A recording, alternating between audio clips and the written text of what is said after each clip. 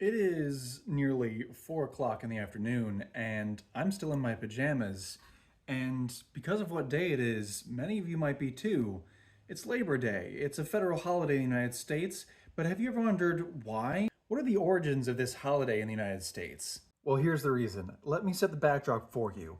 200 years ago in the 1800s, railroad and factory workers were routinely required to work 12 to 16-hour days, 6 or 7 days a week, never getting a day off. Child labor was unfortunately common. These were the days of the earlier Industrial Revolution. These awful labor conditions, combined with criminally low pay, led to an increase in the number of demonstrations against such treatment. This is generally thought to have began with the Central Labor Union of New York City's Labor Day Parade on September 5th of 1882, where they marched from City Hall to Union Square to protest for better labor conditions. Unfortunately, this parade itself didn't do much to lower the hour requirements and improve conditions. However, larger labor unions like the Knights of Labor began to popularize this kind of protest, and it gained steam. The parade became an annual tradition in New York and spread quickly to other industrialized cities.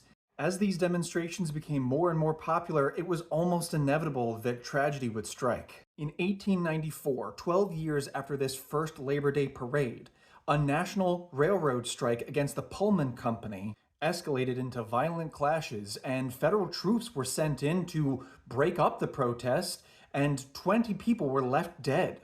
The public was furious, and Congress, partly to appease the anger of the workers and partly to co-opt the labor movement, rushed through legislation that would make Labor Day a holiday. That very same year, on June 28, 1894, President Grover Cleveland signed it into law. Now, here's a little bonus fact. You might notice that internationally, many countries celebrate workers on May 1st instead, May Day or International Workers' Day. There was also a push in the States to do this, to associate Labor Day with the 1886 Haymarket Affair, another labor protest that turned deadly. But there is historical evidence that US leaders specifically chose September over May to avoid association with that socialist and radical implicated event. So now you know that Labor Day was born in part out of union activism and a government's attempt at damage control